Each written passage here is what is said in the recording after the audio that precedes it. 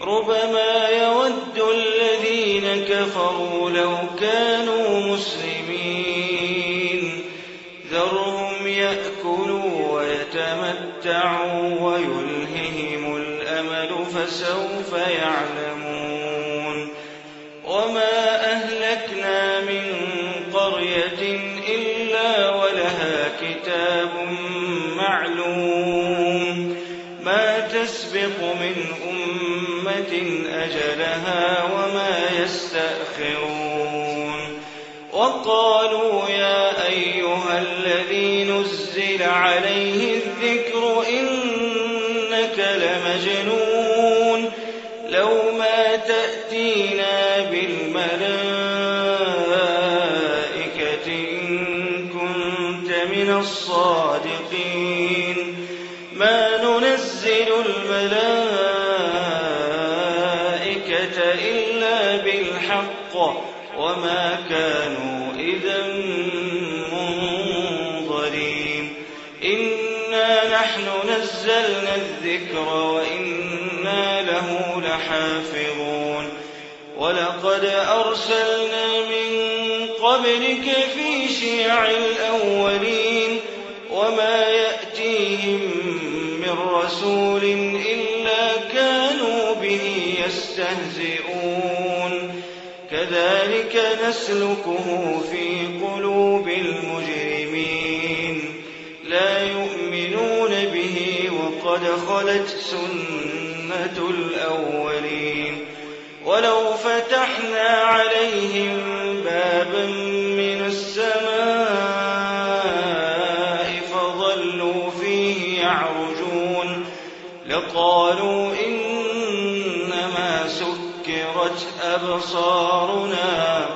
لقالوا إنما سكرت أبصارنا بل نحن قوم مسحورون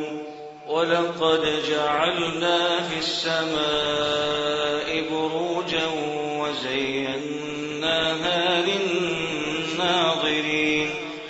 وحفظناها من كل شيطان رجيم إلا من استرق السمع فأتبعه شهاب مبين والأرض مددناها وألقينا فيها رواسي وأنبتنا فيها من كل شيء موزون وجعلنا لكم فيها معايش ومن لستم له برازقين وإن من شيء إلا عندنا خزائنه وما ننزله إلا بقدر معلوم وأرسلنا الرياح لواقح فأنزلنا من السماء ماء فأسقيناكموه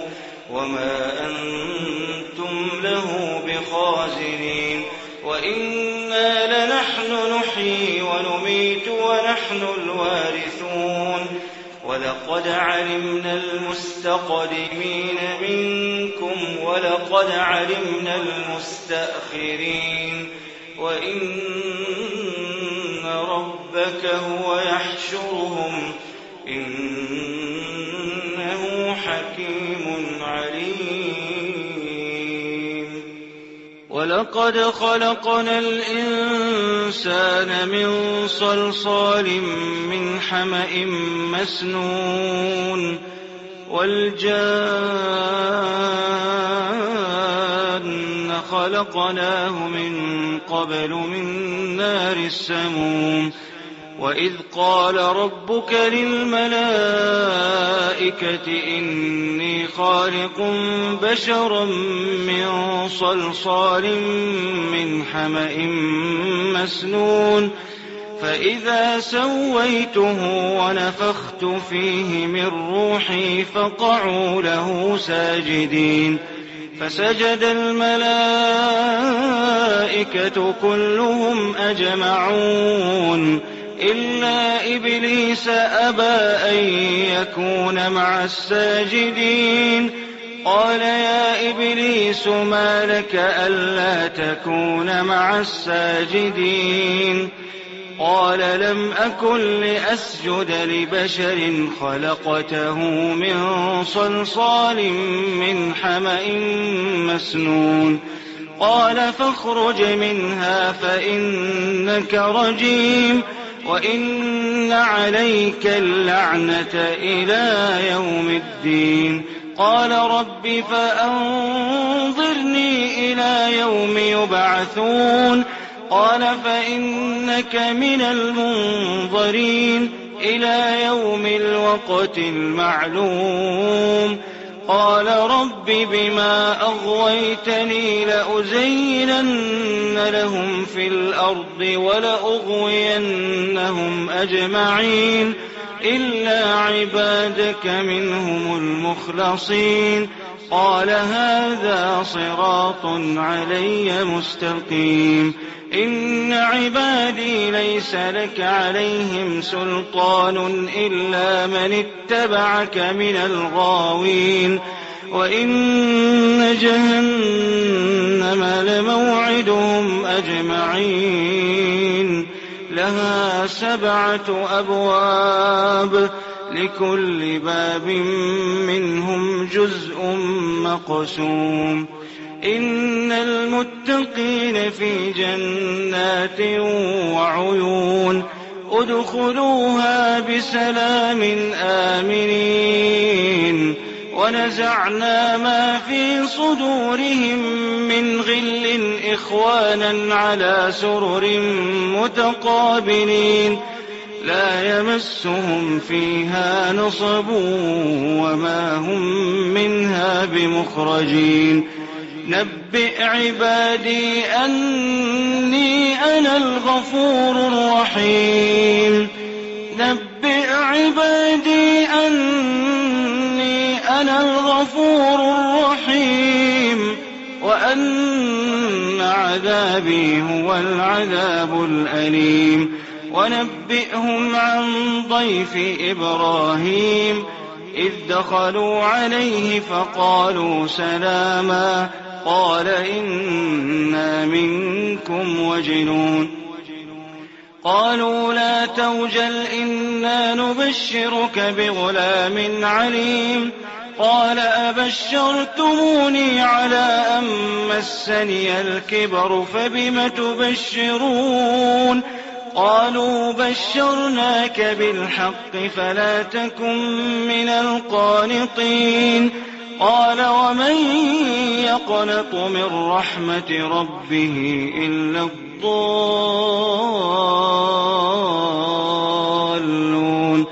قال فما خطبكم أيها المرسلون قالوا إنا أرسلنا إلى قوم مجرمين إلا آل لوط إنا لمنجوهم أجمعين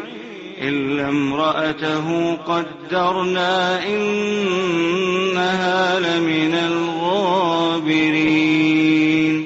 فلما جاء آل لوط المرسلون قال إنكم قوم منكرون قالوا بل جئناك بما كانوا فيه يمترون وأتيناك بالحق وإنا لصادقون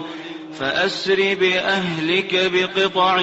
من الليل واتبع أدبارهم ولا يلتفت منكم أحد وامضوا حيث تؤمرون وقضينا إليه ذلك الأمر أن دابر هؤلاء مقطوع مصبحين وجاء أهل المدينة يستبشرون قال إن هؤلاء ضيفي فلا تفضحون واتقوا الله ولا تخزون قالوا أولم ننهك عن العالمين قال هؤلاء بناتي إن كنتم فاعلين لعمرك إنهم لفي سكرتهم يعمهون فأخذتهم الصيحة مشرقين فجعلنا عاليها سافلها وأمطرنا عليهم حجارة من سجيل إن في ذلك لآيات للمتوسمين وإنها لبسبيل مقيم إن في ذلك لآية للمؤمنين وإن كان أصحاب الأيكة لظالمين فانتقمنا منهم وإنهما لبإمام مبين ولقد كذب أصحاب الحجر المرسلين وآتيناهم آياتنا فكانوا عنها معرضين وكانوا ينحتون من الجبال بيوتا آمنين فأخذتهم الصيحة مصبحين فما أغنى عنهم ما كانوا يكسبون وما خلقنا السماوات والأرض وما بينهما إلا بالحق وإن الساعة لآتية فاصفح الصفح الجميل إن ربك هو الخلاق العليم ولقد آتيناك 7 من المثاني والقرآن العظيم لا تمدن عينيك إلى ما متعنا به أزواجا منهم ولا تحزن عليهم واخفض جناحك للمؤمنين وقل إني أنا النذير المبين كما أنزلنا على المقتسمين الذين جعلوا القرآن عضين فوربك لنسألنهم أجمعين عما كانوا يعملون فاصدع بما تؤمر وأعرض عن المشركين إنا كفيناك المستهزئين الذين يجعلون مع الله إلها آخر فسوف يعلمون ولقد نعلم أنك يضيق صدرك بما يقولون فسبح بحمد ربك وكن من الساجدين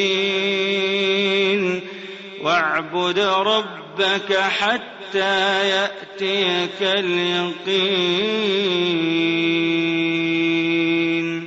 بسم الله الرحمن الرحيم. أتى أمر الله فلا تستعجلوه سبحانه وتعالى عما يشركون ينزل الملائكة بالروح من أمره على من يشاء من عباده أن أنذروا أنه لا إله إلا أنا فاتقون خلق السماوات والأرض بالحق تعالى عما يشركون خلق الإنسان من نطفة فإذا هو خصيم مبين والأنعام خلقها لكم فيها دفء ومنافع ومنها تأكلون ولكم فيها جمال حين تريحون وحين تسرحون وتحمل أثقالكم إلى بلد لم تكونوا بالغيه إلا بشق الأنفس إن ربكم لرؤوف رحيم والخيل والبغال والحمير لتركبوها وزينة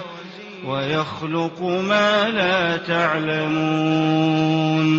وعلى الله قصد السبيل ومنها جائر ولو شاء لهداكم أجمعين هو الذي أنزل من السماء ماء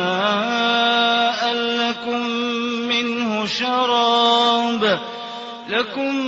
منه شراب ومنه شجر فيه تسيمون ينبت لكم به الزرع والزيتون والنخيل والأعناب ومن كل الثمرات إن في ذلك لآية لقوم يتفكرون وسخر لكم الليل والنهار والشمس والقمر والنجوم مسخرات بأمره إن في ذلك لآيات لقوم يعقلون وما ذرأ لكم في الأرض مختلفا ألوانه إن في ذلك لآية لقوم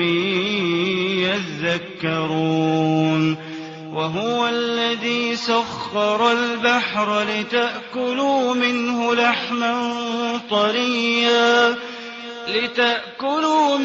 لحما طريا وتستخرجوا منه حلية تلبسونها وترى الفلك مواخر فيه ولتبتغوا من فضله ولعلكم تشكرون وألقى في الأرض رواسي أن تميد بكم وأنهارا وسبلا لعلكم تهتدون وعلامات وبالنجم هم يهتدون أفمن يخلق كمن لا يخلق أفلا تذكرون وإن تعدوا نعمة الله لا تحصوها إن الله لغفور رحيم والله يعلم ما تسرون وما تعلنون والذين يدعون من دون الله لا يخلقون شيئا وهم يخلقون أموات غير أحياء وما يشعرون أيان يبعثون إلهكم إله واحد فالذين لا يؤمنون بالآخرة قلوبهم منكرة وهم مستكبرون لا جرم أن الله يعلم ما يسرون وما يعلنون إنه إنه لا يحب المستكبرين. وإذا قيل لهم ماذا أنزل ربكم قالوا أساطير الأولين ليحملوا أوزارهم كاملة يوم القيامة ومن أوزار الذين يضلونهم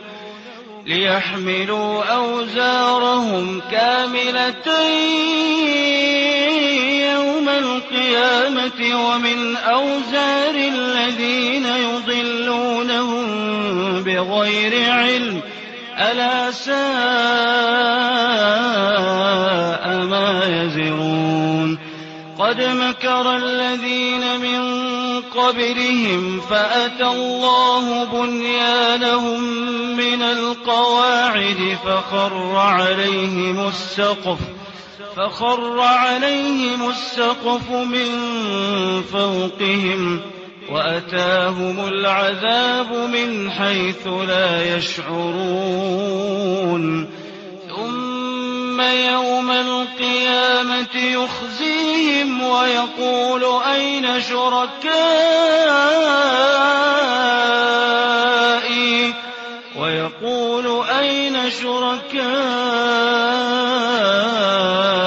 الذين كنتم تشاقون فيهم قال الذين أوتوا العلم إن الخزي اليوم والسوء على الكافرين الذين تتوفاهم الملائكة ظالمي أنفسهم فألقوا السلم ما كنا نعمل من سوء بلى إن الله عليم بما كنتم تعملون. فادخلوا أبواب جهنم خالدين فيها فلبئس مثوى المتكبرين.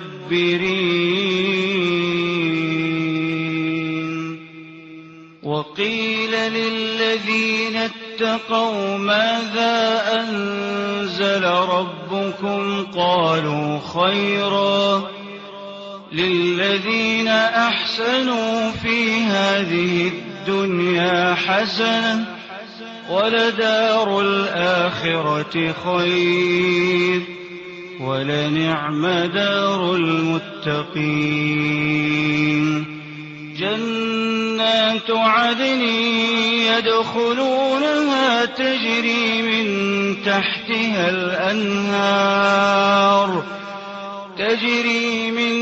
تحتها الأنهار لهم فيها ما يشاءون كذلك يجزي الله المتقين. الذين تتوفاهم الملائكة طيبين يقولون سلام عليكم ادخلوا الجنة بما كنتم تعملون. هل ينظرون إلا أن تأتيهم الملائكة أو يأتي أمر ربك كذلك فعل الذين من قبلهم وما ظلمهم الله ولكن كانوا أنفسهم يظلمون. فأصابهم سيئات ما عملوا وحاق بهم ما كانوا به يستهزئون. وقال الذين أشركوا لو شاء الله ما عبدنا من دونه من شيء نحن ولا آباؤنا ولا حرمنا من دونه من شيء كذلك فعل الذين من قبلهم فهل على الرسل إلا البلاغ المبين ولقد بعثنا في كل أمة رسولا أن اعبدوا الله واجتنبوا الطاغوت فمنهم من هدى الله ومنهم من حقت عليه الضلالة فسيروا في الأرض فانظروا كيف كان عاقبة المكذبين إن تحرص على هداهم فإن الله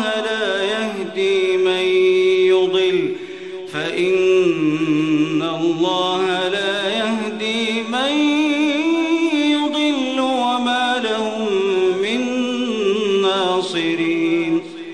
وأقسموا بالله جهد أيمانهم لا يبعث الله من يموت بلى وعدا عليه حقا ولكن أكثر الناس لا يعلمون ليبين لهم الذي يختلفون فيه وليعلم الذين كفروا أنهم كانوا كاذبين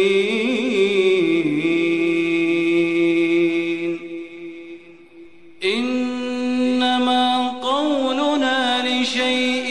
إذا أردناه أن نقول له كن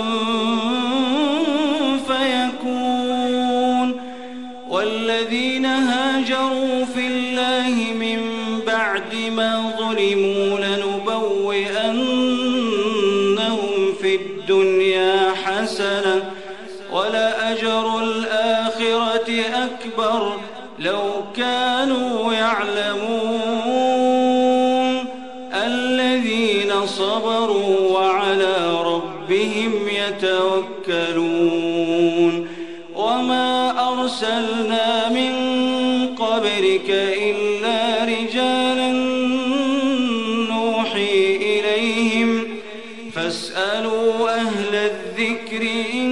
كنتم لا تعلمون بالبينات والزبر وأنزلنا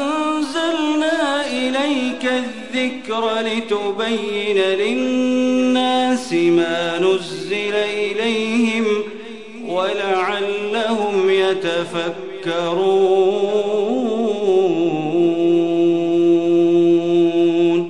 أفأمن الذين مكروا السيئات أن يخسف الله بهم الأرض أو يأتيهم العذاب من حيث لا يشعرون أو يأخذهم في تقلبهم فما هم بمعجزين أو يأخذهم على تخوف فإن ربكم لرؤوف رحيم أولم يروا إلى ما خلق الله من شيء يتفيأ ظلاله عن اليمين والشمائل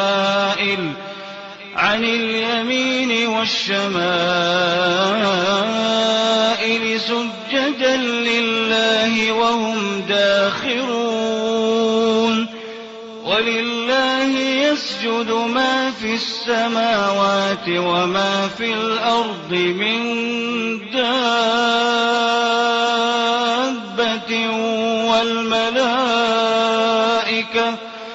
والملائكة وهم لا يستكبرون يخافون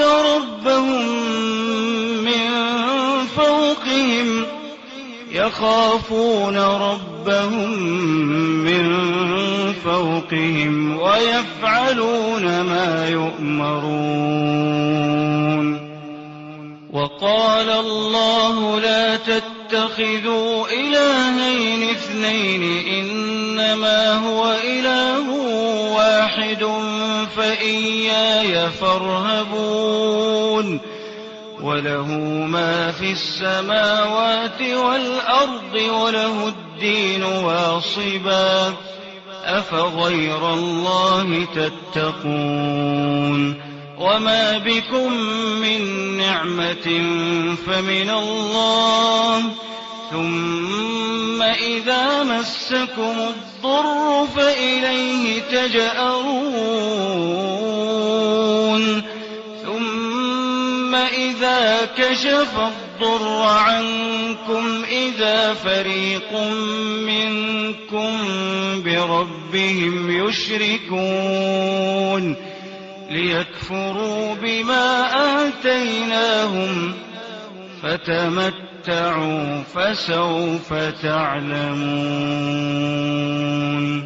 ويجعلون لما لا يعلمون نصيبا مما رزقناهم تالله لتسألن عما كنتم تفترون. ويجعلون لله البنات سبحانه ولهم ما يشتهون. وإذا بشر أحدهم بالأنثى ظل وجهه مسودا وهو كظيم يتوارى من القوم من سوء ما بشر به أيمسكه على هون أم يدسه في التراب ألا ساء ما يحكمون. للذين لا يؤمنون بالآخرة مثل السوء ولله المثل الأعلى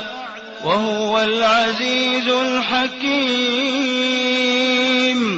ولو يؤاخذ الله الناس بظلمهم ما ترك عليها من دابة ولكن يؤخرهم إلى أجل مسمى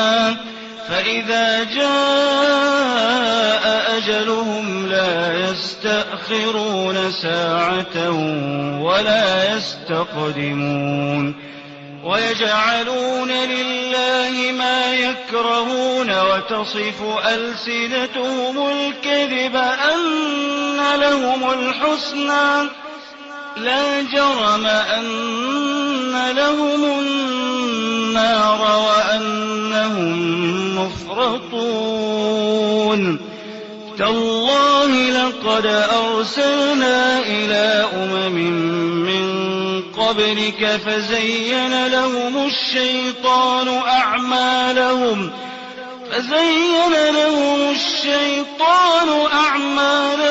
فهو وليهم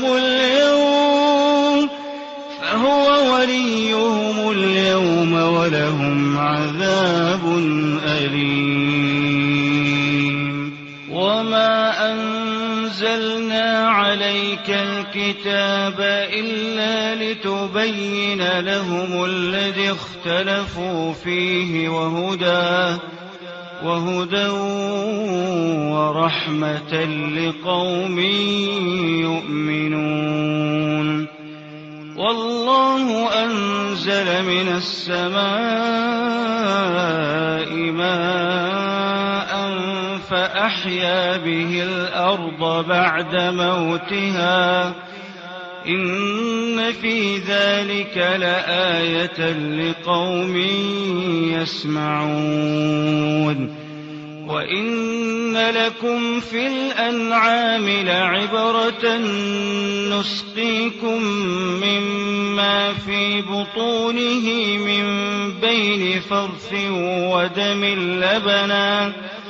نسقيكم مما في بطونه من بين فرث ودم لبنا خالصا سائغا للشاربين ومن ثمرات النخيل والأعناب تتخذون منه سكرا ورزقا حسنا إن في ذلك لآية لقوم يعقلون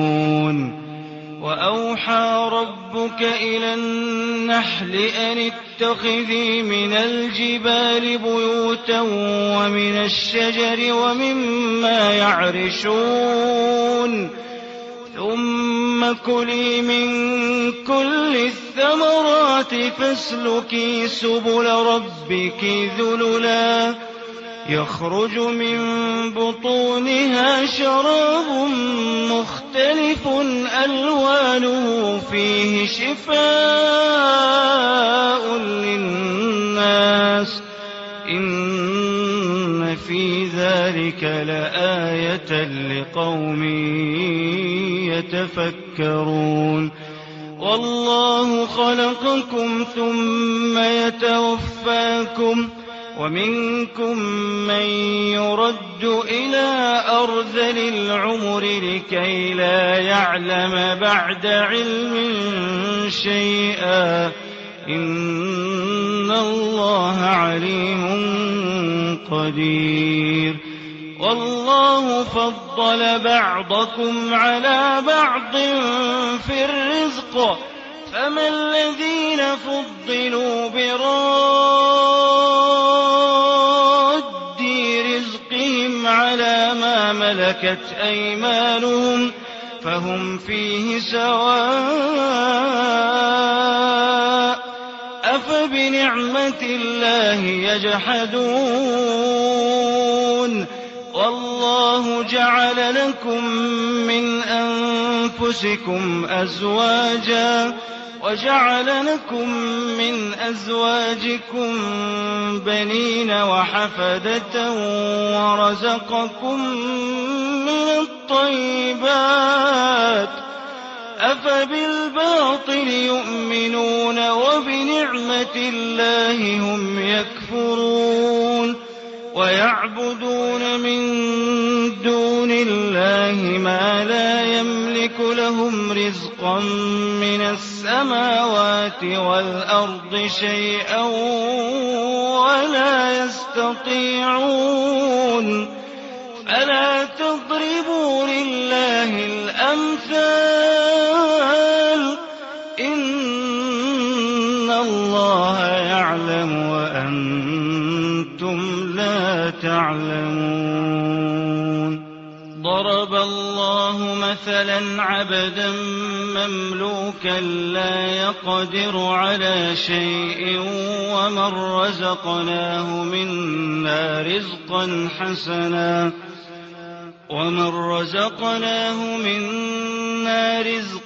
حسنا فهو ينفق منه سرا وجهرا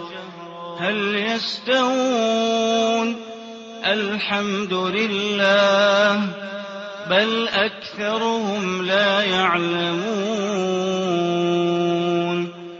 وضرب الله مثلا الرجلين أحدهما أبكم لا يقدر على شيء وهو كل على مولاه أينما يوجهه لا يأت بخير هل يستوي هو ومن يأمر بالعدل وهو على صراط مستقيم ولله غيب السماوات والأرض وما أمر الساعة إلا كلمح البصر أو هو أقرب إن الله على كل شيء قدير والله أخرجكم من بطون أمهاتكم لا تعلمون شيئا وجعل لكم السمع والأبصار والأفئدة لعلكم تشكرون ألم يروا إلى الطير مسخرات في جو السماء ما يمسكهن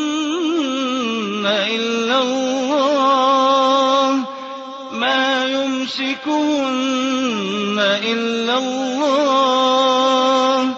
إن في ذلك لآيات لقوم يؤمنون والله جعل لكم من بيوتكم سكنا وجعل لكم من جلود الأنعام بيوتا تستخفونها يوم ظعنكم ويوم إقامتكم ومن أصوافها وأوبارها وأشعارها أثاثا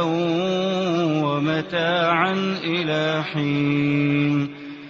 والله جعل لكم مما خلق ظلالا وجعل لكم من الجبال أكنانا وجعل لكم سرابيل تقيكم الحر وسرابيل تقيكم بأسكم كذلك يتم نعمته عليكم لعلكم تسلمون فإن تولوا فإنما عليك البلاغ المبين يعرفون نعمة الله ثم ينكرونها وأكثرهم الكافرون ويوم نبعث من كل أمة شهيدا ثم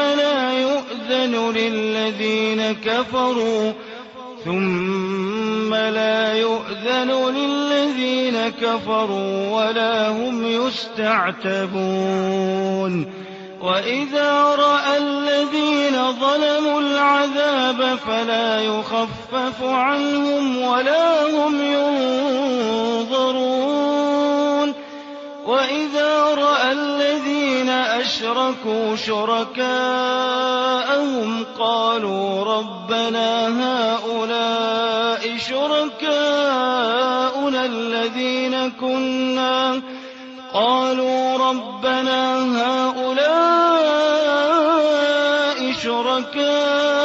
الذين كنا ندعو من دونك فألقوا إليهم القول إنكم لكاذبون وألقوا إلى الله يومئذ السلم وضل عنهم ما كانوا يفترون الذين كفروا وصدوا عن سبيل الله زدناهم عذابا فوق العذاب بما كانوا يفسدون ويوم نبعث في كل أمة شهيدا عليهم من أنفسهم وجئنا بك شهيدا على هؤلاء ونزلنا عليك الكتاب تبيانا لكل شيء وهدى ورحمة وبشرى للمسلمين إن الله يأمر بالعدل والإحسان وإيتاء ذي القربى وينهى عن الفحشاء والمنكر والبغي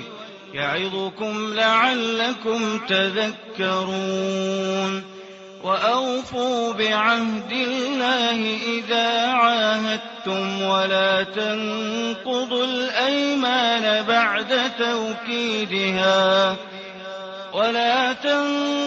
الأيمان بعد توكيدها وقد جعلتم الله عليكم كفيلا إن الله يعلم ما تفعلون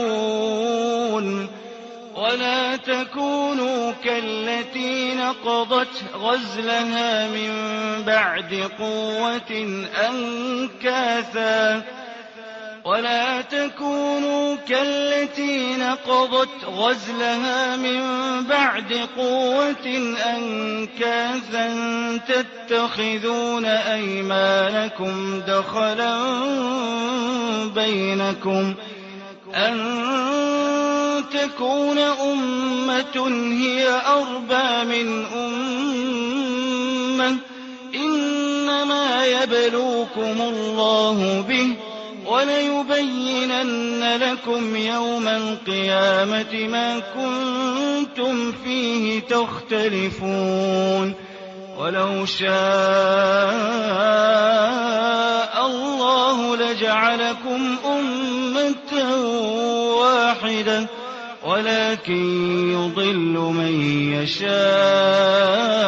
ويهدي من يشاء ولتسألن عما كنتم تعملون ولا تتخذوا أيمانكم دخلا بينكم فتزل قدم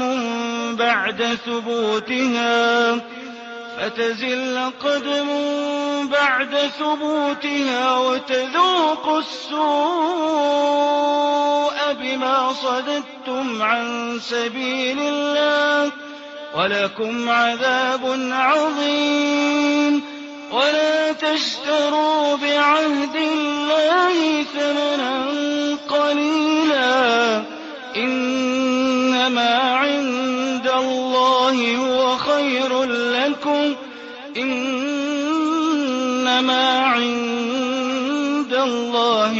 خير لكم إن كنتم تعلمون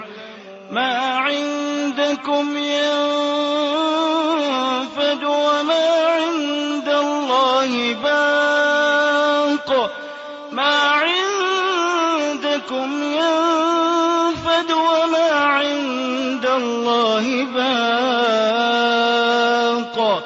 ولنجزين الذين صبروا أجرهم بأحسن ما كانوا يعملون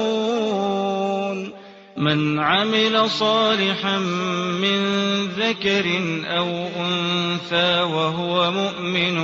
فلنحيينه حياة طيبة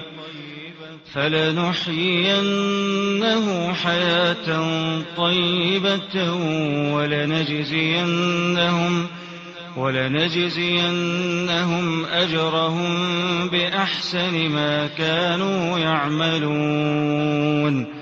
فإذا قرأت القرآن فاستعذ بالله من الشيطان الرجيم إنه ليس له سلطان على الذين آمنوا وعلى ربهم يتوكلون إنما سلطانه على الذين يتولونه والذين هم به مشركون وإذا بدلنا آية مكان آية والله أعلم بما ينزل قالوا إنما أنت مفتر بل أكثرهم لا يعلمون قل نزله روح القدس من ربك بالحق ليثبت الذين آمنوا وهدى وبشرى للمسلمين ولقد نعلم أنهم يقولون إنما يعلمه بشر لسان الذي يلحدون إليه أعجمي وهذا لسان عربي مبين إن الذين لا يؤمنون بآيات الله لا يهديهم الله ولهم عذاب أليم إنما يفتري الكذب الذين لا يؤمنون بآيات الله وأولئك هم الكاذبون من كفر بالله من بعد إيمانه إلا من أكره وقلبه مطمئن بالإيمان ولكن من شرح بالكفر صدرا فعليهم غضب من الله ولهم عذاب عظيم ذلك بأنه مستحب الحياة الدنيا على الآخرة وأن الله لا يهدي القوم الكافرين أولئك الذين طبع الله على قلوبهم وسمعهم وأبصارهم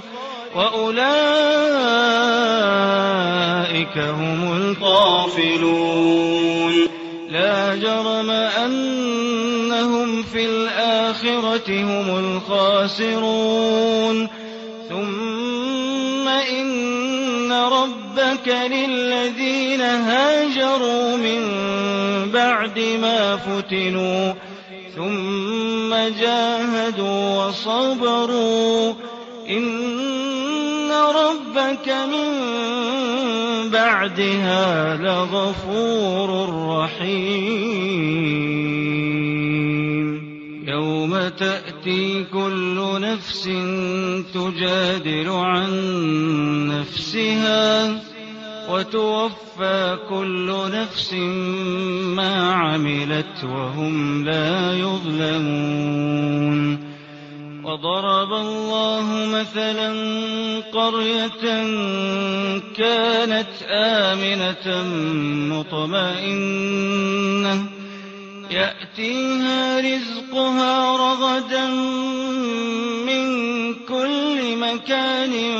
فكفرت بأنعم الله فأذاقها الله لباس الجوع والخوف بما كانوا يصنعون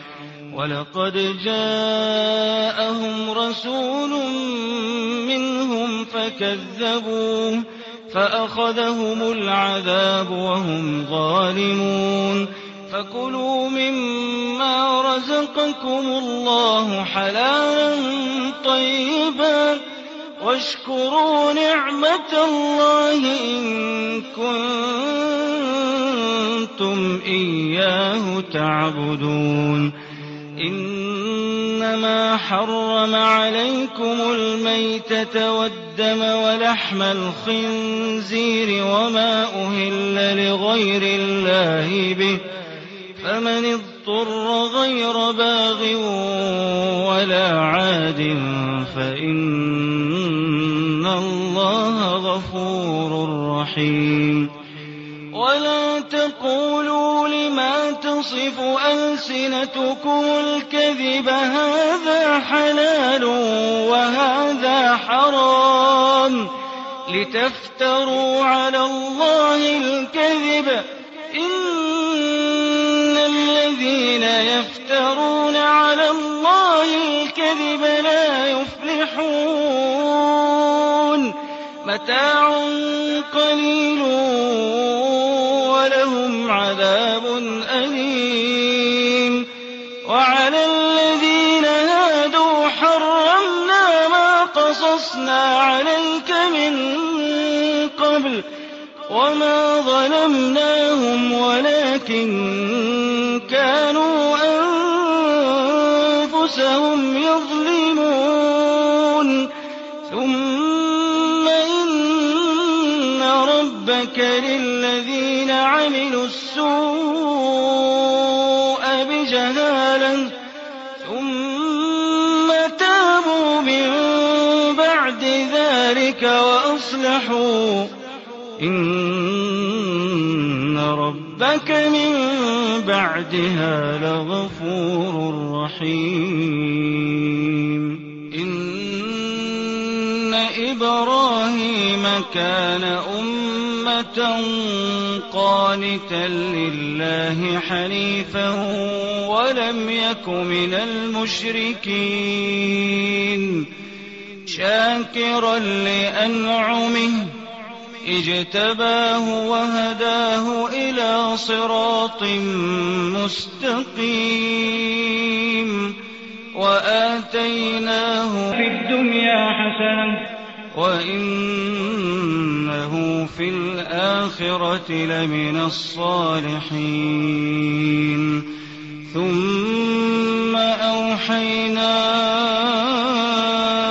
إليك أن اتبع ملة إبراهيم حنيفا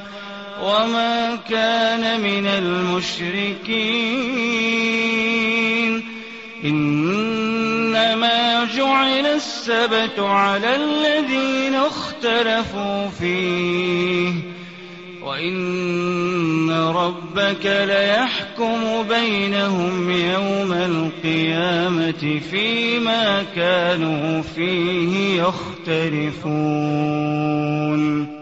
ادع إلى سبيل ربك بالحكمة والموعظة الحسنة وجادلهم بالتي هي أحسن إن ربك هو أعلم بمن ضل عن سبيله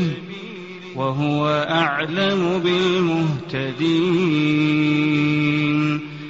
وإن عاقبتم فعاقبوا بمثل ما عوقبتم به ولئن صبرتم لهو خير للصابرين واصبر وما صبرك إلا بالله ولا تحزن عليهم ولا تك في ضيق مما يمكرون إن الله مع الذين اتقوا والذين هم